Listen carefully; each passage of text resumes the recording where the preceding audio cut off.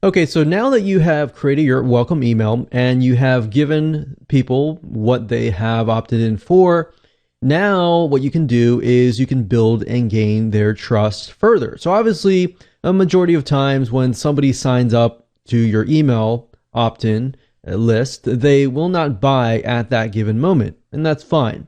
So what we want to do is we want to build and gain their trust, and eventually they will buy. Now, what kind of emails can you write in between the welcome email and the closing email? And that's what we are brought to benefit angles. So benefit angles, you can have 1, 2, 3, 4, 5 or more different emails in between.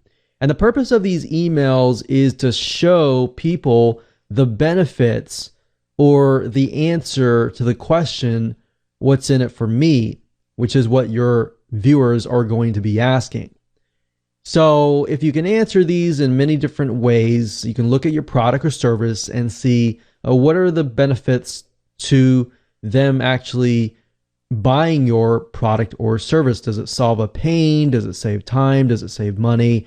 And things like that. So I'll actually give you some ideas on different benefit angles that you can apply to your email course. So as I stated, angles are formed out of benefits of your product or service. You don't have to have just 2 benefit emails. You can have more. You can have up to 5, up to 6, or how many that you wish. I typically like to start out with 2 to 3.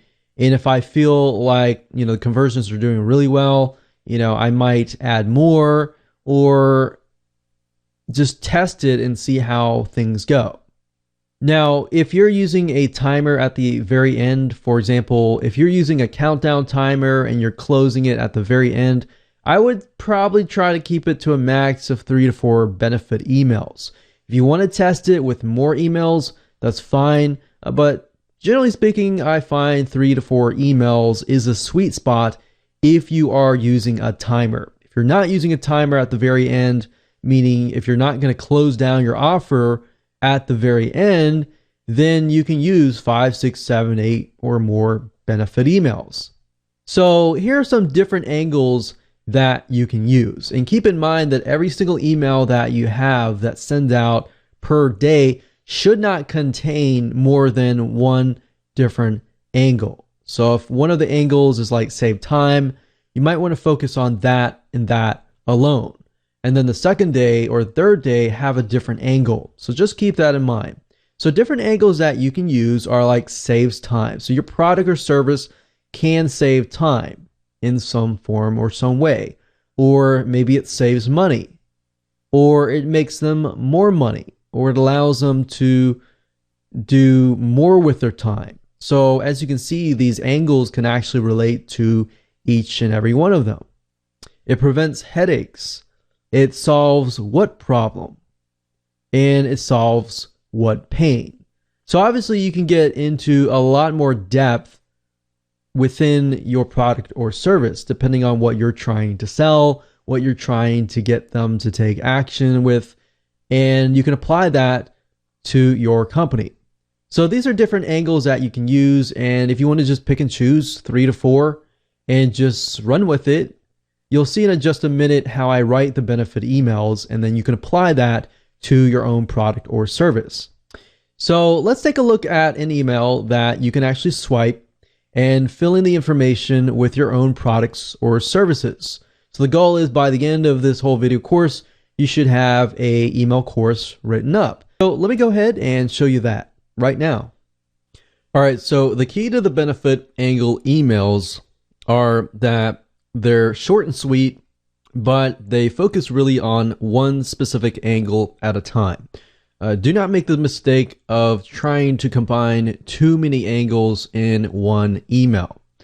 The goal here is just take the benefit angles that you created previously, and then you can simply reuse this email over and over again. And you'll see in just a minute how you can tweak it a little bit to make it unique, but at the same time, it'll pretty much be the same email. Now, the subject line, keep it simple. So it's going to be the benefit angle number 1 headline.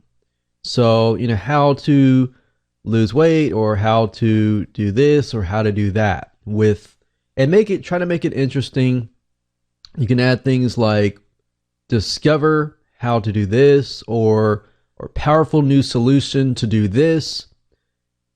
Just keep it interesting, but keep it short. Then you can say, hey, first name, missed the webinar replay, ? Go here and put your webinar replay link right here. So generally speaking, you want to sprinkle it all throughout. So if somebody is in a rush, they can just click on that and go straight there. So some people will be in a rush, they'll click that link. Some people need a little bit more convincing, so that's why this is here. So you can say, during this presentation, you'll discover the real secrets to benefit angle number 1. So save time, saving money, or saving something, or solving something.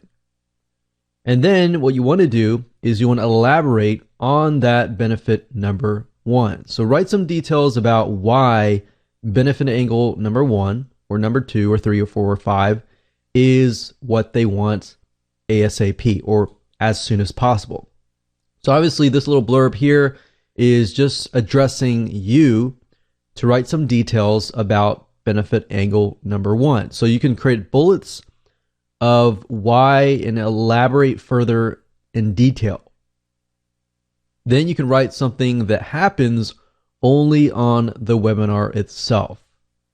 So obviously this is addressed to you. You can say something like, you'll learn this sneaky but weird trick on the webinar on how to ...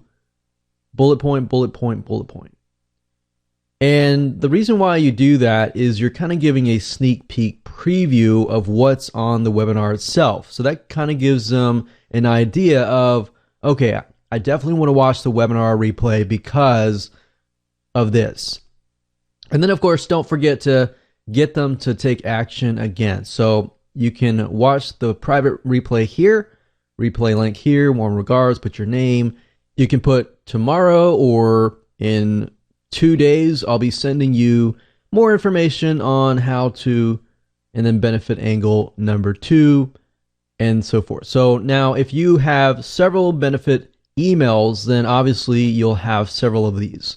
Okay, so this is obviously for number 1.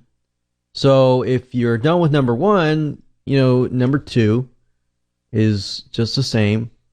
And then we just replace it with number 2. And if this is number 2, then obviously we change this, bump it up, +1, to number 3. And of course, if this is number 3, then the PS, or sneak peek preview, would be +1, number 4. And if you don't have number 4, then of course you can always remove this and get them to take action again.